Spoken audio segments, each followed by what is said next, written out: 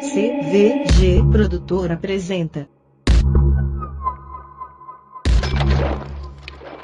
a outra história do mensalão.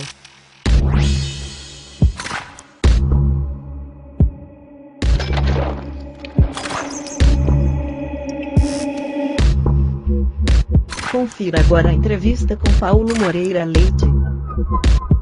O jornalista chamou a atenção para os aspectos de uma visão preconceituosa na condução do julgamento. Como a maioria de vocês, eu tive uma grande decepção e um grande susto com esse julgamento. Como jornalista, eu fui me inteirar do que existia de material jurídico, né? Não só não havia provas, como não havia nem gente sustentando. Nem mesmo Roberto Jefferson, que é aquela testemunha endeusada, nem ele sustentou aquilo por muito tempo. Quando ele saiu da televisão, ele foi falar ali na polícia, ele chegou a dizer que o mensalão era uma criação mental. Depois ele disse, não, eu sou trabalhista, eu tinha que fazer um acordo, eu me identifico com as bandeiras do Lula. Inclusive, aquela coisa de votar na reforma da Previdência, ele como trabalhista, vamos falar assim, trabalhista, bem trabalhista, PTB, essas coisas, ele achava normal, ele tinha que apoiar o governo aqui. Ou seja, estamos falando, para cada momento, a principal testemunha, aquele que as pessoas falam, o delator, né? O delator, parece que o cara está entregando uma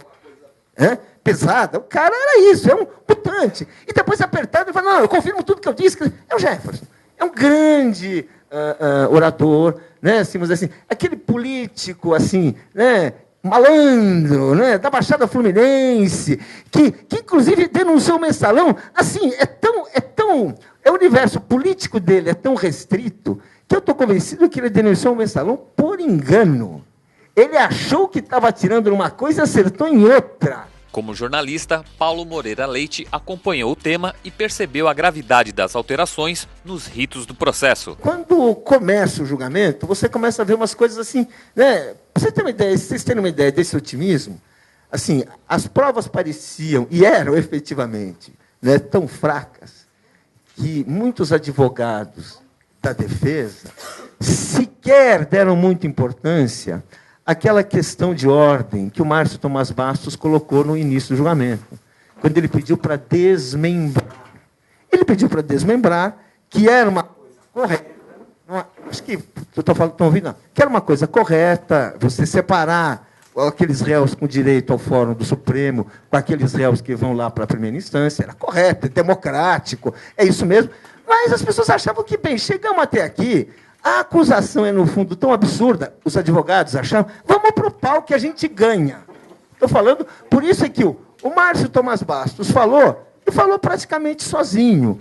Houve um excesso na aceitação de acusações infundadas, analisou Moreira Leite. O Ministério Público tem que acusar até tudo que ele vê. Ele não precisa ter muito discernimento. Se ele acha que pode ser, ele acusa, e cabe ao juiz, que em tese é a ponderação, em tese é o que houve. Os dois lados falam, meu amigo, obrigado, mas não precisa, até logo, vai para casa, desconsidera.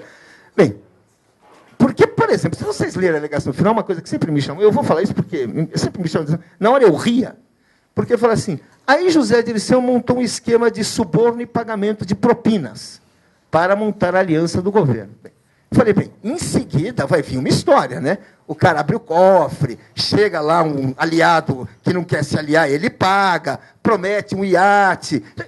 Nada, muda de assunto. Como uma coisa que envolvia publicidade, muitas pessoas não estão muito familiarizadas com o termo da publicidade, que é o tal bônus de volume.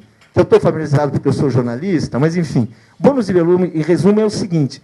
Quando você vai fazer, em todo início do ano, um grande meio de comunicação, ele paga para a agência de publicidade um bônus pelo volume de anúncios que ela vai receber. Com isso, ela antecipa uma receita, garante o mercado. Isso é uma grande discussão, porque isso é uma forma de você criar oligopólios, de você impedir a concorrência, prejudica os pequenos veículos. Então, existe uma discussão nesse capítulo dos oligopólios, do CAD, existe uma discussão real. Porém, isso foi transformado em crime.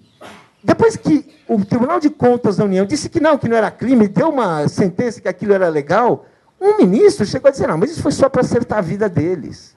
Quer dizer, eu nunca vi, numa sessão uma sessão de justiça qualquer, um poder se referir ao Tribunal de Contas da União, está certo, uma justiça, entre aspas, menor, ela é dependente do país, mas fizeram isso para quebrar o galho.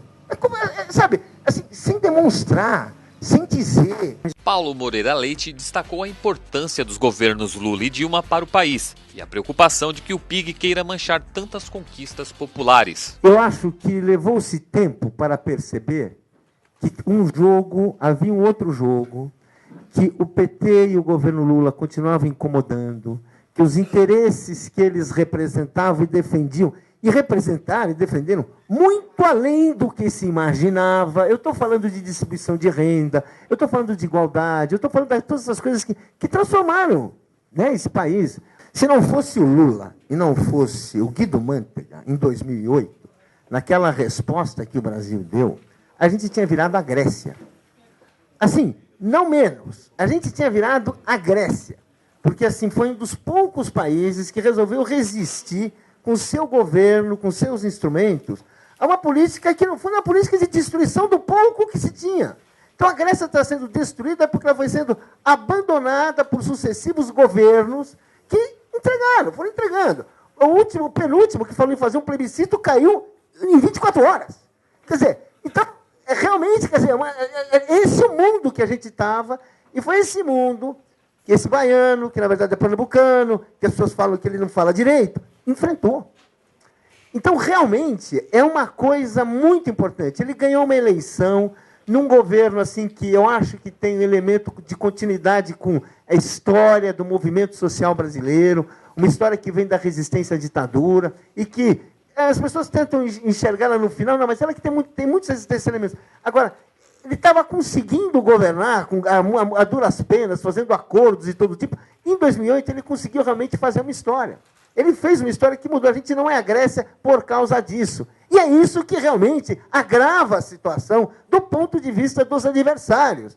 Porque não só ele conseguiu evitar que a gente fosse a Grécia, como ele conseguiu, em 2010, um reconhecimento imenso, né, que foi a eleição do post-Dilma, né? Agora ele conseguiu eleger o post-Haddad, né? Foi muito bem em Belo Horizonte, foi muito bem em Campinas, ou seja, os postes estão acontecendo. Então, existe realmente. Não se enganem. Não se enganem. Se eu for fazer uma análise de conjuntura, o dia que eu abrir meu consultório de astrólogo, e vocês vão lá perguntar o que eu estou enxergando, eu vou falar assim, eles estão querendo pegar o Lula. É isso que eu estou enxergando.